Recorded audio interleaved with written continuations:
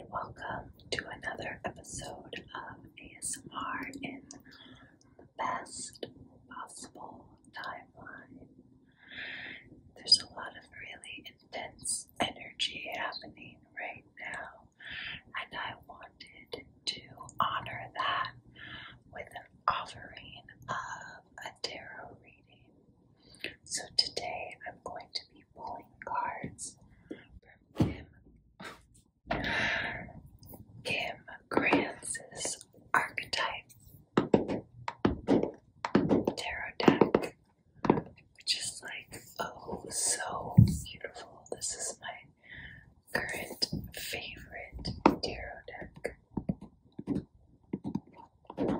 I've been using her spirit animal cards for a few years now, and Maddie recently acquired this in Santa Cruz, and I have just been super duper into it. I'm house sitting for her now, so I thought I would get in where I fit in and do a reading from this archetype tarot deck.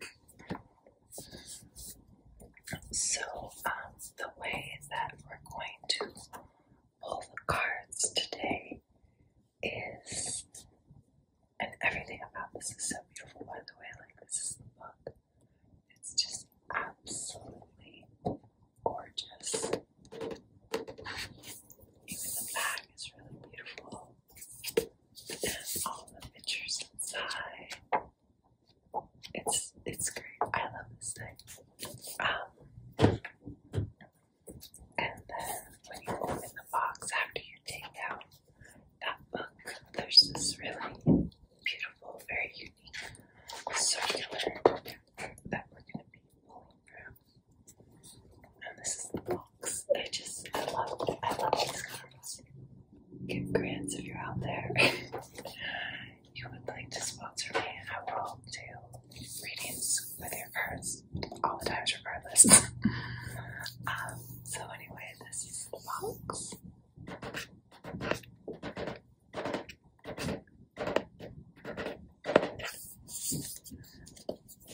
And the way that this is going to work is we're going to pull, I think, 3 cards. And so you're invited to ask a question for each card that ends up getting pulled. Sometimes I'm a little confused and I need to pull another card more than I originally intended, so we will see how this goes. I'm going to share with you my question, and then we can, you can follow my lead. You can ask a similar question, you can ask a completely different question, and we'll just see what the cards say to all of us. Oh, let's see. So my question today is actually the Pisces new moon. When I'm recording this, it's March 2nd, 2022.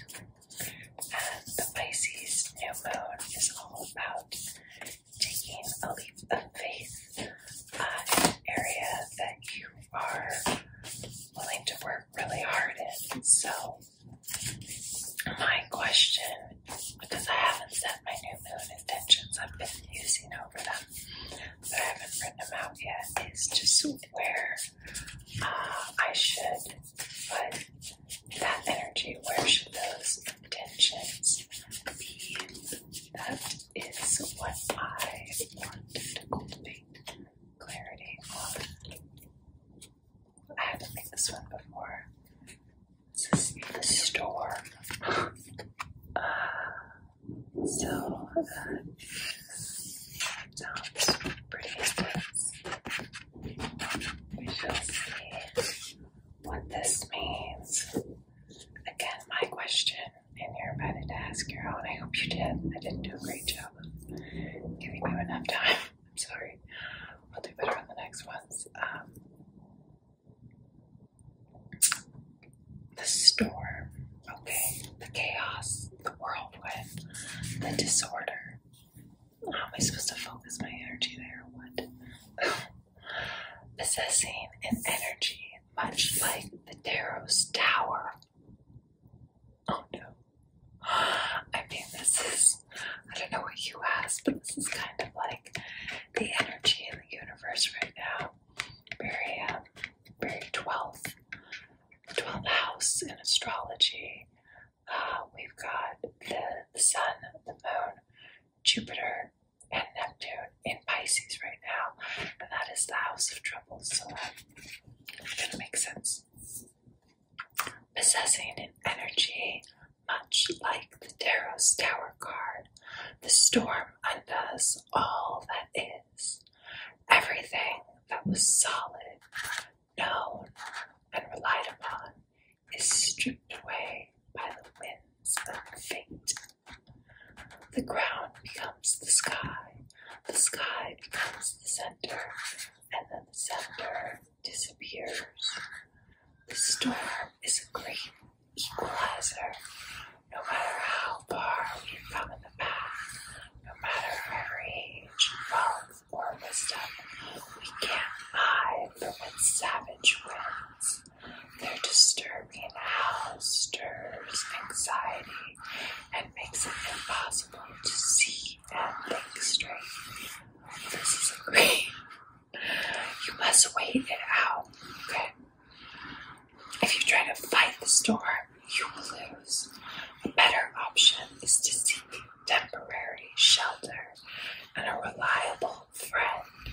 When all else fails, go within. This is very Pisces, very 12th house. There, for a moment, you settle in the eye of the storm. When light, meaningful obliteration and annihilation. This reminds me of the elephant card in the spirit animal deck, which is like, has a lot of Kali energy. When dark, meaningless disorder and dysfunction.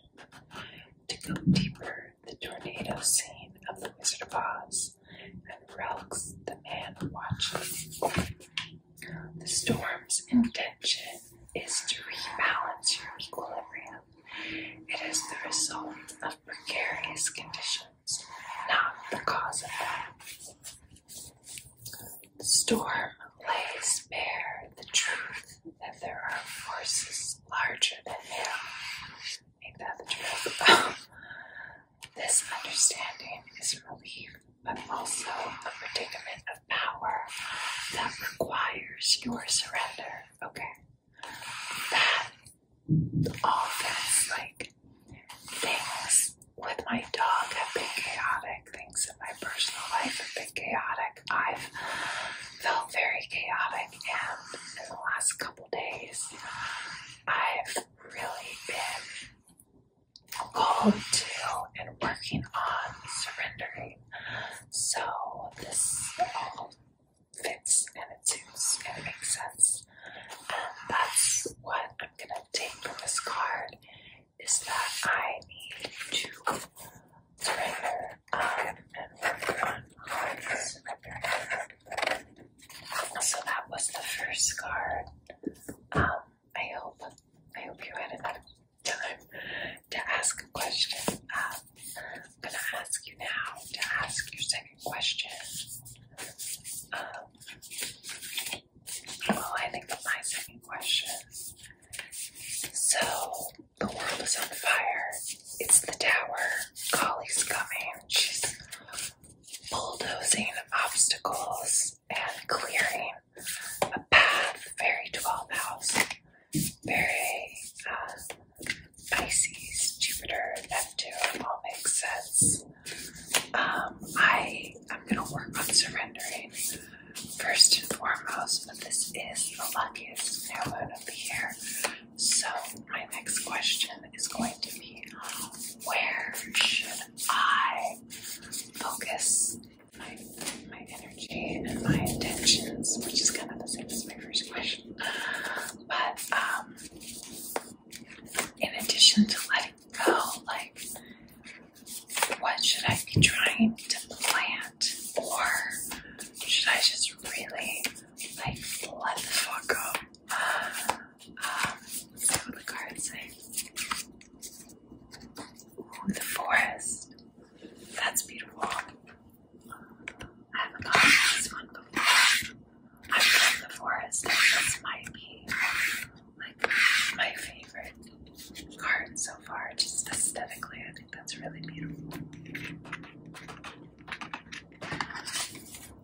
let's see.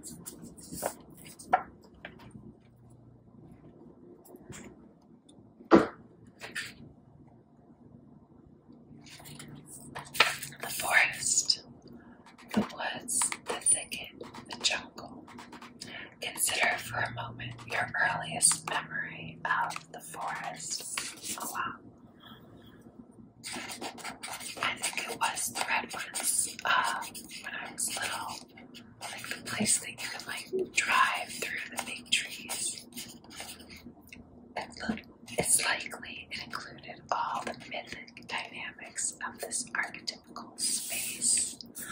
A little fear, a little enchantment, so much enchantment. I love the forest. I don't remember being scared. Perhaps losing your way. I mean, I think I was like 4. I don't know if I had much of a way. Much older than that, I still don't have much of a way.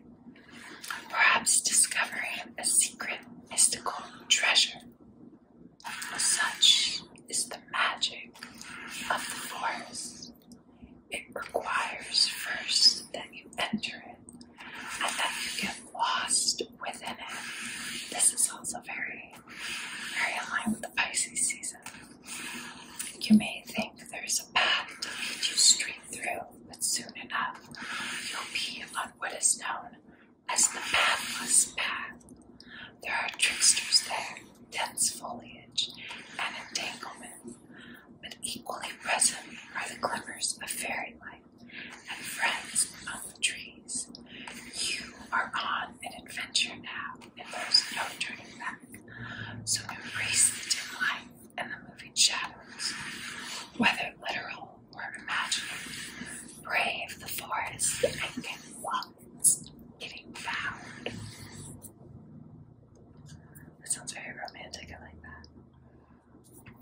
that. Which also makes sense for this moon because Venus and Mars are in Capricorn with Pluto. And so that's like the lovers, the masculine, the feminine energy with the like transformation, sort of Kali energy, destiny planets. So that all aligns. For me, anyway, I'd love to know. By the way, if you want to share like what your questions were below and how they resonated, I'd love hearing that. When light, magic abounds. Yay, that's my favorite. Childlike wonder. Yes, let's call it some of that. And adventure. When dark, concealment, destiny, savagery. Oh, density, sorry. To go deeper, opening in 3 lines of Dante's Inferno. I'm gonna look that up. The hunter, the maiden, the crone, and the shaman make regular appearances in the forest. That's interesting. Don't be surprised if these cards come up together. Let the narrative reveal itself. Interesting. That kind of feels like what's going on in Capricorn right now. With Venus and Mars and Pluto. Okay, if you get lost, if you get out of the forest without feeling lost, you were only in a little grove of trees. The great archetypical forest requires we spend at least one night frightened for our life. Oh goodness. Interesting. Okay, so the first card is all about letting go, and the second card is all about getting lost. This is very in line with Pisces season, actually. So I am going to let go and get lost. I guess my last question is just going to be, is there anything, any energy that I need to bring, anything that I could be doing to serve my highest good and the highest good of like the collective right now? This card is like jumping out at me. Oh, I love this card. it's beautiful, kind of as a similar color scheme. But like this is the more intense, like old school film filter, and this kind of looks more like a watercolor thing. This is the prayer. I love this one. I consider myself a karma yogi, and that's what this card is all about for me. So let's get into it.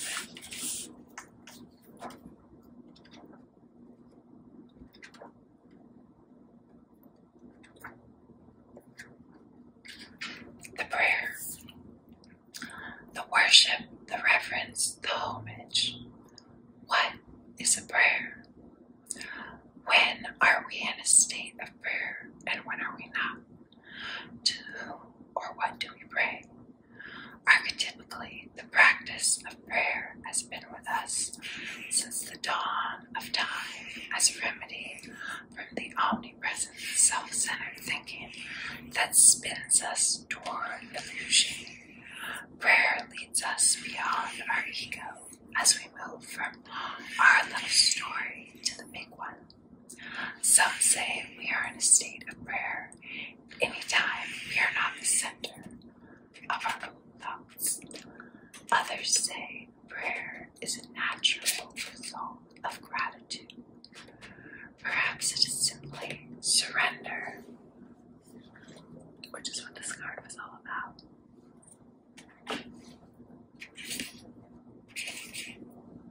Where am I?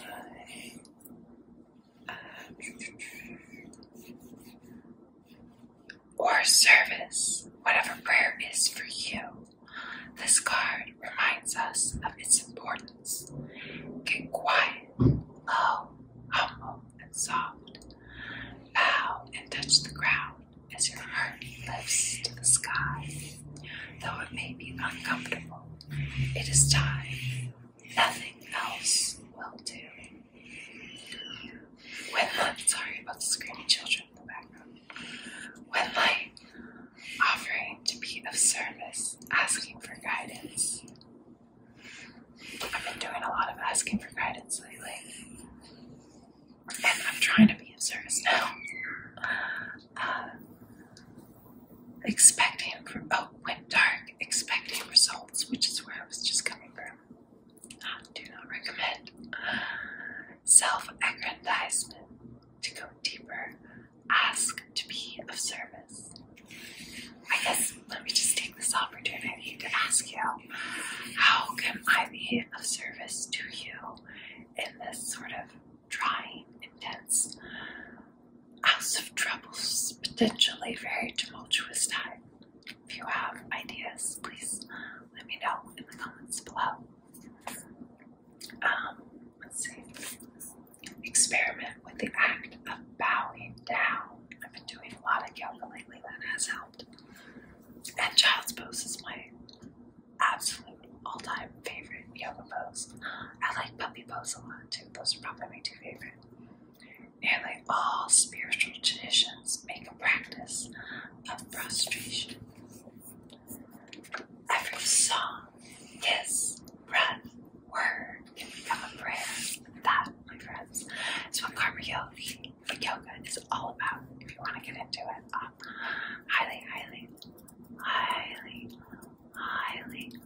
highly recommend. This transformed my life.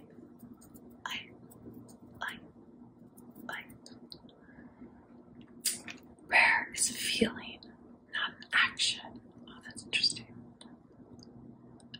Makes sense. Consider it the ancient mantra, Om Namo Guru Dev Namo. I bow to the creative consciousness within. I bow to the teacher within.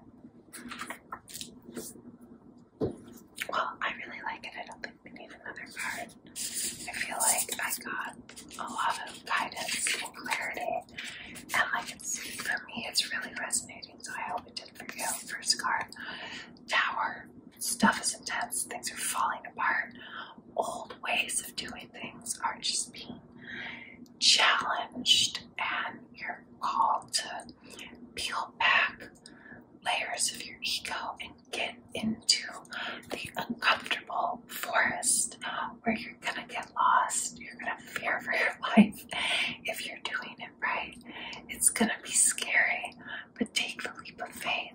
That's what's in the stars right now, and realize that the entire process is an opportunity to come closer to the divine within you. So that's really beautiful. It's not about your souls. It's not about the fruits of the labor. It's like the journey is the destination. I hope you found a moment of peace or clarity in this video.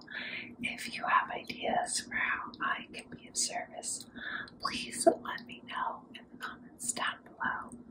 So much love and light to you and yours during this trying time, and always, my friend, bonsoir for the best possible